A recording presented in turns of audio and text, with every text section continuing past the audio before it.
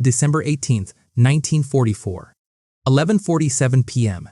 A crossroads outside Bastogne, Belgium.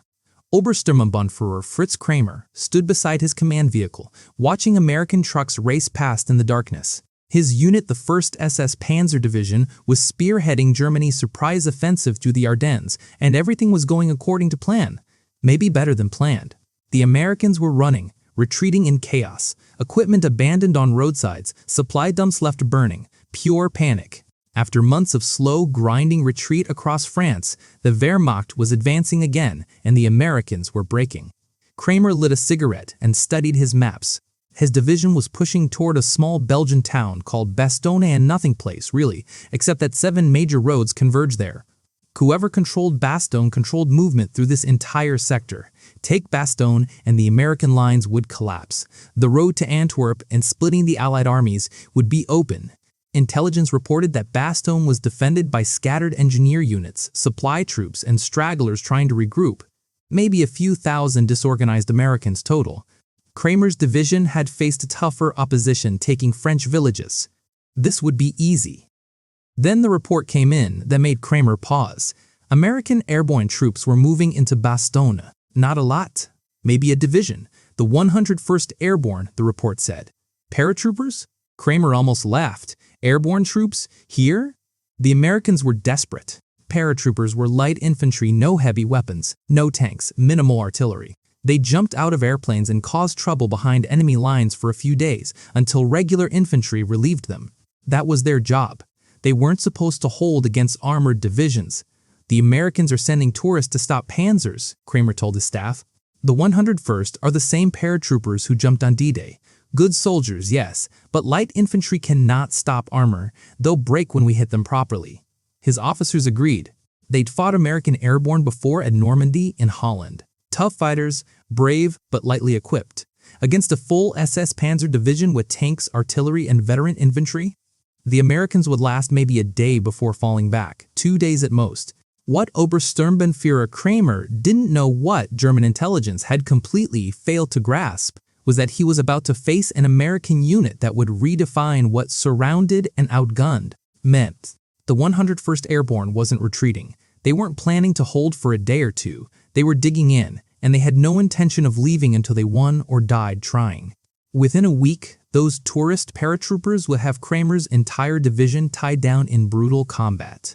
Within 2 weeks, the 101st would still be holding Bastogne, while German units bled themselves white trying to take it. And the American commander, when offered a chance to surrender, would give the most famous one-word response in military history. This is the story of how American paratroopers outnumbered, outgunned, surrounded, and nearly out of ammunition held a critical crossroads against elite German forces who thought airborne troops couldn't fight a real battle. How American determination beat German experience. How lightly equipped infantry stopped armored divisions through sheer refusal to quit. And how German mockery turned to frustration, then anger, then desperate respect for an enemy that just wouldn't break. The 101st Airborne Division wasn't supposed to be a Bastogne at all. They'd been pulled off the line in Holland in late November 1944, sent to France for rest and refitting after 2 months of brutal combat in Operation Market Garden. The division had taken heavy casualties, lost equipment, and needed time to recover, retrain, and absorb replacements. On December 16th, when Germany launched its surprise offensive through the Ardennes, the 101st was scattered across rest camps near Reims, France. Some guys were on leave in Paris. Others were training with new recruits. The division's commander, Major General Maxwell Taylor, was in Washington for meetings. Nobody expected combat for weeks. Then the call came, German breakthrough. Move immediately to Belgium, defensive positions around Bastogne. The 101st had maybe 18 hours to load up and move over 100 miles through chaos, as American forces retreated east and German forces advanced west. It was a logistical nightmare. What made it worse? The 101st didn't have all their equipment. Their organic artillery was still being repaired. Most of their vehicles were in depots. They had small arms, some mortars, and whatever they could grab while loading trucks. A full airborne division moving into defensive combat with a fraction of their normal heavy weapons. Private First Class Kurt Gable, a machine gunner with the 501's Parachute Infantry Regiment, described the chaos. We loaded onto trucks in the middle of the night. Nobody knew where we were going or why. Just grab your gear, get on the trucks, move now. Half our company was still on leave. We never saw them again until after the battle. We drove through the night, roads packed with troops going both directions, Americans retreating, us advancing. Nobody knew what the hell was happening. The 101st rolled into Bastogne on December 19th, just hours before German forces began closing in. The town was a mess of supply troops trying to evacuate, engineers rigging bridges for demolition, wounded being loaded onto ambulances, civilians fleeing with whatever they could carry. The airborne troopers took one look at the chaos and started doing what they did best, organizing for combat. Brigadier General Anthony McAuliffe, the division's artillery commander, was the senior officer present since General Taylor was still in Washington. McAuliffe took command and immediately started establishing a defensive perimeter. The 101st would hold Bastogne, not slow down the Germans, not delay them, hold the town against whatever came. The German forces converging on Bastogne were not second-rate occupation troops. This was the cream of what was left of the Wehrmacht. The 2nd Panzer Division, the 26th Volksgrenadier Division, elements of the Panzer Lehr Division, and the 1st SS Panzer Division. Experienced units with tanks, artillery, and veteran soldiers who'd been fighting since 1939. The plan was simple: surround Bastogne, cut it off, and either force surrender or destroy the garrison. With American forces in chaos and winter weather grounding Allied aircraft, the Germans expected an easy victory. Bastogne would fall in days, opening the roads for the Panzer spearheads to drive toward Antwerp. The first probing attacks hit the 101st positions on December 20th. German infantry, supported by tanks, testing the American perimeter. The paratroopers, dug into frozen earth with minimal anti-tank weapons held. Bazookas knocked out several German tanks. Machine guns shredded German infantry. The attacks were repulsed with significant German casualties. Kramer, commanding the 1st SS Panzer Division's efforts against Bastogne, was surprised. The Americans were fighting harder than expected, but this was just the first day. Airborne troops couldn't sustain this intensity. They'd run out of ammunition, morale would crack, and they'd break. Except they didn't break. December 21st brought heavier attacks. German artillery pounded American positions.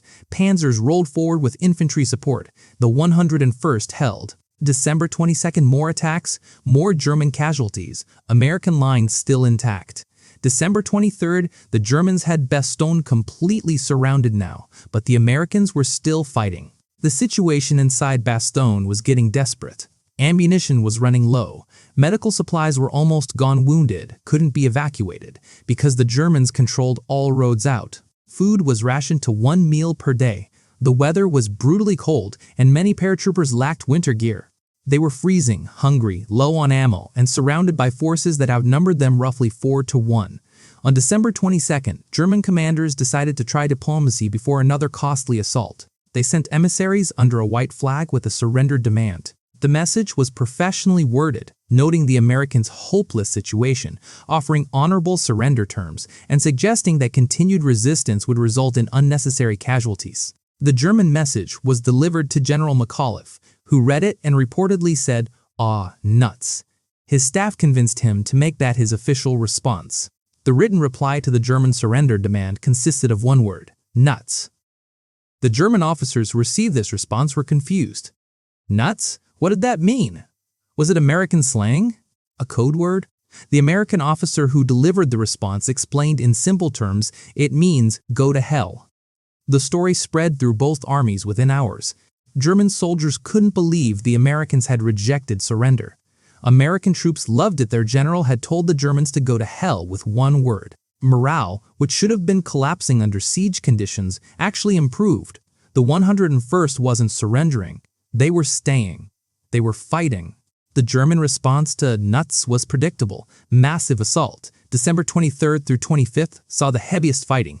German armor and infantry attacked from multiple directions simultaneously. The 101st held everywhere, but casualties were mounting and ammunition was critical. Some positions were down to a few rounds per man. Then the weather cleared on December 23rd.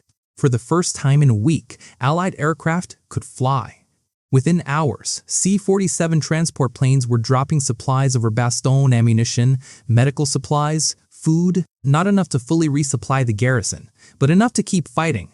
The airdrops continued daily, keeping the 101st in the fight. The clear weather also meant fighter bombers. P-47 Thunderbolts appeared over the battlefield, attacking German positions, destroying tanks, disrupting German assaults. The Luftwaffe tried to contest the airspace but was overwhelmed. American air superiority, grounded for a week by weather, was back in force.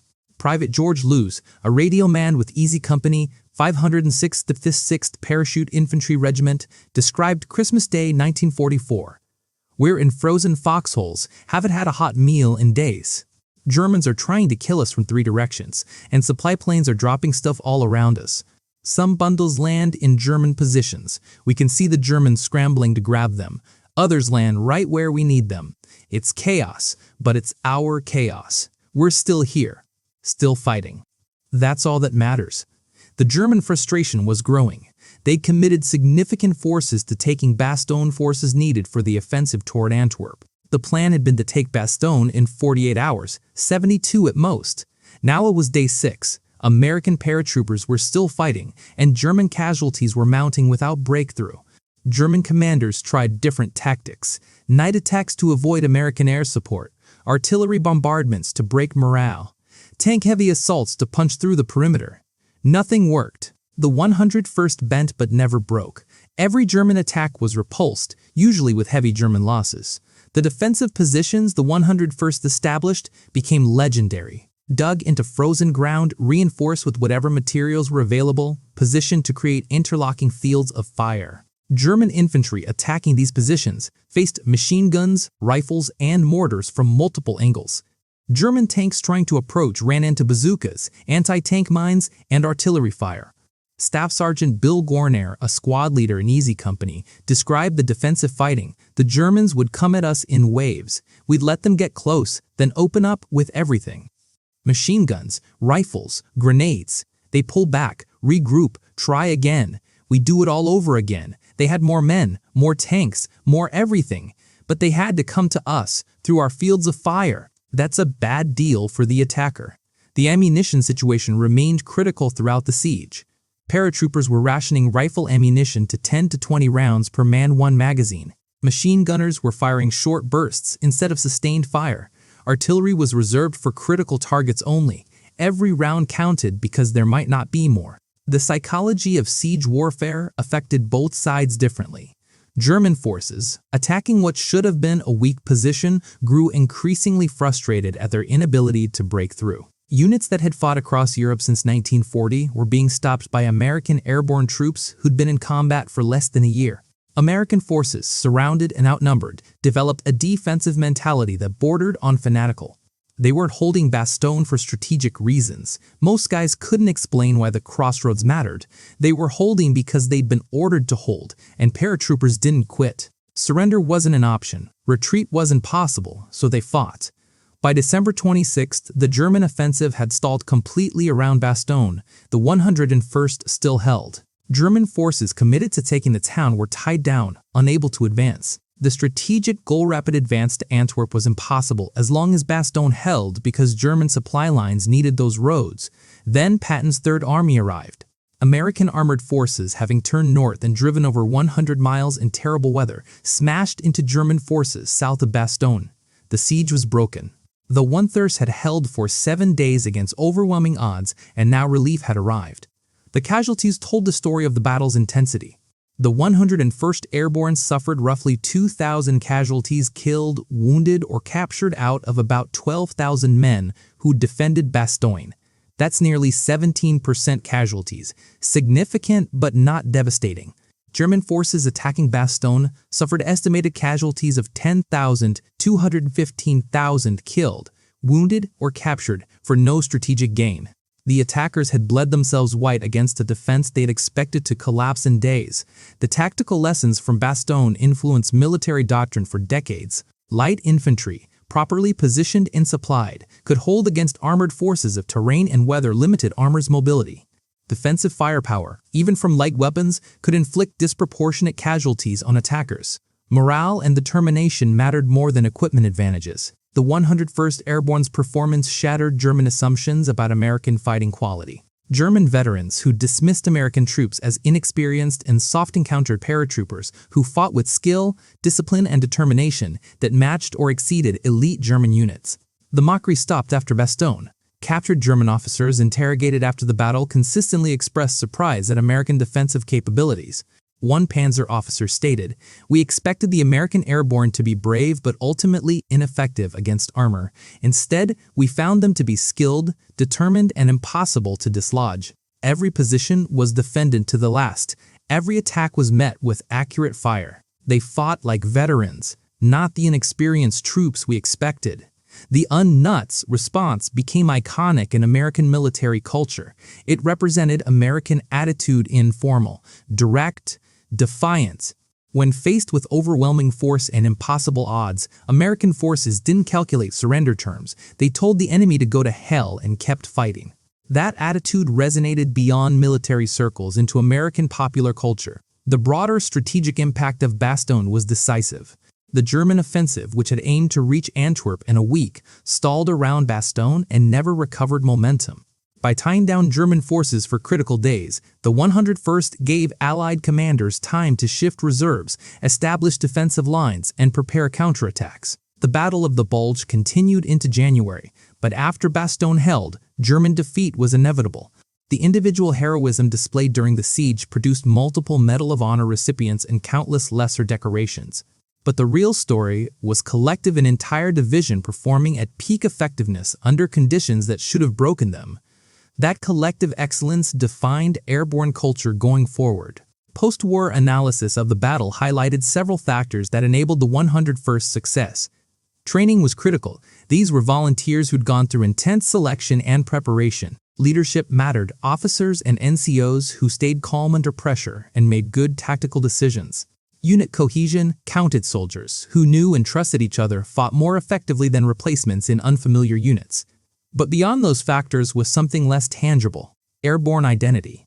The paratroopers defending Bastogne believed they were elite, expected to perform better than regular infantry, and lived up to that self-image. The psychological impact of belonging to an elite unit, of wearing jump wings and knowing you'd volunteered for the hardest missions, translated into combat effectiveness that exceeded what organizational charts predicted. The German paratroopers, the Fallschirmjäger who'd mocked American airborne as tourists, learned respect the hard way. Several German airborne units participated in attacks on Bastogne, and they encountered Americans who fought with the same intensity German paratroopers prided themselves on. The mutual recognition between elite airborne forces, even as enemies, became part of both units' histories. Private First Class Don Malarkey, Easy Company, reflected on the battle decades later. "We were cold, hungry, low on ammunition, and surrounded. Should have been the worst experience of the war. In some ways it was. But there was also this weird pride. We were holding. The Germans couldn't break us. Every day we woke up still alive, still in control of Bastogne was a victory. We knew we were doing something important, even if we didn't understand all the strategic stuff. We were paratroopers. We didn't quit. That's who we were." That identity, "paratroopers don't quit," became the 101st Airborne's defining characteristic. It carried through Korea, Vietnam, Iraq, Afghanistan, and every deployment since. The division's nickname Screaming Eagles represented aggressive offense, but Bastogne showed they could defend just as effectively as attack. The logistics of resupplying Bastogne by airdrop deserves recognition. Pilots flew C-47 transports through anti-aircraft fire in winter weather to drop supplies to surrounded troops. Many loads missed the target area and fell to Germans. Some planes were shot down, but enough supplies got through to keep the 101st fighting. Without those airdrops, Bastogne would have fallen. The medical situation inside Bastogne was desperate. The division surgeon, Major Jack Pryor, operated on hundreds of wounded in makeshift hospitals with dwindling supplies. Wounded couldn't be evacuated, so they stayed in town under constant shelling. Many wounded paratroopers, despite serious injuries, insisted on returning to the line because the division needed every rifle. That dedication, wounded soldiers voluntarily returning to combat, exemplified the 101st mentality. The artillery support available to the 101st was limited but effective. The division's own artillery was incomplete, but units that happened to be in Bastogne when surrounded included tank destroyer battalions and field artillery groups. These assets, coordinated effectively, provided defensive fire that broke up German attacks repeatedly. Artillery forward observers, calling fire from exposed positions, were critical to the defense. The tank destroyers' mobile anti-tank guns on track chassis became crucial in stopping German armor. Positioned at key road junctions and mobility corridors, they engaged German tanks at long range, often destroying panzers before they could close to effective firing distance. The tank destroyers' contribution to holding Bastogne equaled the infantry's in importance. The weather, which initially favored German operations by grounding Allied aircraft, became a double-edged sword. The same cold and snow that prevented air support also limited German armor mobility. Panzers had to stick to roads, making them predictable targets. The frozen ground that made digging foxholes miserable also prevented armor from maneuvering cross-country. Weather that should have helped the Germans ended up equalizing some of their advantages. The communication situation inside Bastogne remained functional throughout the siege due to dedicated radio operators who maintained contact with higher headquarters and forward units despite equipment damage and jamming attempts. This allowed coordination between scattered defensive positions and enabled air support once weather cleared. Without reliable communications, the defense would have fragmented. The relationship between the 101st Airborne and other units defending Bastogne showcased American flexibility. The paratroopers found themselves alongside tank destroyer crews, artillery units, combat engineers, even supply troops pressed into infantry roles. Despite coming from different organizations with different training, these units coordinated effectively under 101st Command. That inter-unit cooperation achieved rapidly under crisis conditions demonstrated organizational adaptability. The German perspective on Bastogne's failure to fall shifted from confidence to frustration to anger. Initial expectations of easy victory gave way to recognition that American forces were stronger than anticipated. That recognition came too late. German forces were already committed, casualties already mounting, strategic timeline already broken. Bastogne became a trap for German units as much as a siege of American forces. The relief of Bastogne by Patton's Third Army was itself remarkable. Patton had turned his entire army 90 degrees, moving north instead of east, in terrible winter weather over primitive roads. The staff work required to accomplish this maneuver while maintaining supply and combat effectiveness was extraordinary. Patton's arrival vindicated the 101st decision to halt. They'd bought time for relief to arrive. The moment when Third Army units made contact with 101st positions was emotional for both forces. The besieged paratroopers had held under impossible conditions, and the relief forces had driven through winter hell to reach them. Mutual respect between defenders and relievers was immediate and lasting. The post-battle assessment placed Bastogne among history's most significant defensive stands. Comparisons to Thermopylae, the Alamo, and other legendary last stands were common, with one crucial difference: the 101st one. They didn't die heroically in defeat, they held successfully and survived. That outcome made Bastogne even more significant as a military achievement. The cultural impact of Bastogne on American society was substantial. The story of surrounded paratroopers refusing surrender captured public imagination. Nuts entered common language. The 101st Airborne became one of America's most famous military units. Post-war recruiting benefited enormously from Bastogne's publicity. The HBO series Band of Brothers, based on Easy Company's experiences, brought Bastogne to new generations. Episode 6, depicting the siege, introduced millions to the battle's specifics. The series' accuracy regarding conditions, tactics, and psychology helped preserve the battle's historical memory. The German military leadership's post-war reflection on Bastogne acknowledged it as a critical turning point. Holding Bastogne prevented exploitation of the initial breakthrough. The American ability to rush airborne forces to crisis points and have them perform effectively against veteran German units demonstrated operational flexibility German planners hadn't anticipated. The individual soldiers who held Bastogne returned to civilian life carrying experiences that shaped their entire lives. Many never talked about the battle, finding civilian audiences couldn't understand what it meant to be surrounded, freezing, starving, and under constant attack for a week. Others became active in veteran organizations, ensuring the story stayed alive. At Arlington National Cemetery, multiple 101st Airborne veterans who fought at Bastogne are buried. Their headstones note airborne service, but rarely mention Bastogne specifically. Yet visitors who know the history pause at these graves, recognizing that beneath simple markers lie men who changed history by refusing to surrender a frozen Belgian crossroads. The tactical innovations developed at Bastogne influenced airborne doctrine going forward. The 101st proved airborne forces could conduct sustained defensive operations, not just quick raids. This expanded how military planners employed airborne units, giving them missions beyond parachute assault. The German paratroopers who'd initially laughed at American airborne as tourists developed grudging respect that lasted beyond the war. Post-war reunions between German and American airborne veterans were common, with former enemies sharing experiences and acknowledging each other's courage. The professional respect between elite units transcended national boundaries. The weather clearing on December 23rd, enabling air support and resupply, was described by many participants as miraculous timing. Whether divine intervention or meteorological luck, the clear skies came exactly when the 101st needed them most.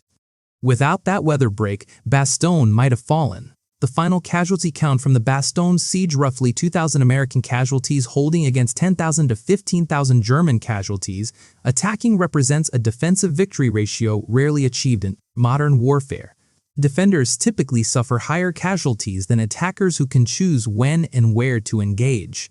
Bastogne reversed this pattern through superior position, discipline, and firepower employment. The legacy question is why Bastogne mattered more than other World War II battles with higher casualties or broader strategic impact. The answer lies in narrative. Surrounded paratroopers, impossible odds, defiant one-word response, successful defense. It's a story of American determination that resonates across generations. Bastogne proved Americans could stand and fight against veteran enemies and win through guts and skill. The German commanders who dismissed American airborne as light infantry incapable of sustained combat learned otherwise. The 101st Airborne at Bastogne demonstrated that light infantry, properly led and motivated, could hold against armor and veteran infantry through intelligent defensive preparation and refusal to break under pressure. The tourists, who weren't supposed to last 2 days, held for 7. The airborne troops who should have been overrun stopped elite German divisions cold. The Americans who were offered generous surrender terms told the Germans to go to hell and kept fighting. Bastogne wasn't just a battle. It was proof that American soldiers, properly trained and led, could match or exceed any opponent. It was validation of airborne concept and culture. It was demonstration that determination matters more than equipment advantages. The German paratroopers stopped laughing after Bastogne. They'd learned that American airborne were professionals who'd fight to the last round. That respect, earned through blood in frozen Belgian forests, defined the 101st Airborne's identity forever. The tourists became legends. The light infantry became heroes. The surrounded garrison became symbols of American fighting spirit. And the crossroads they held, Bastogne, became sacred ground in American military history. Nuts to surrender. Nuts to impossible odds. Nuts to the assumption that Americans couldn't fight.